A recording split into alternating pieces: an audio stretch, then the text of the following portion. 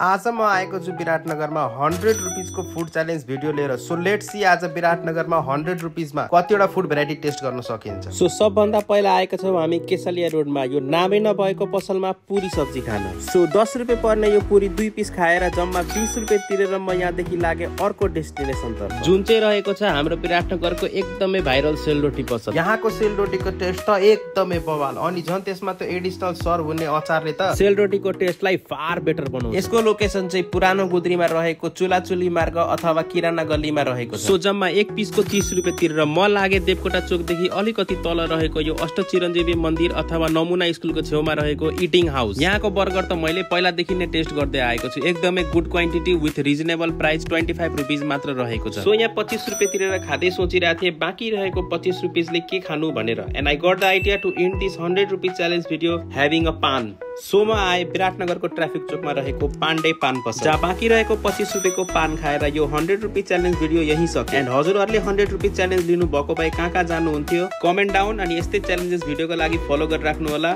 Thank you.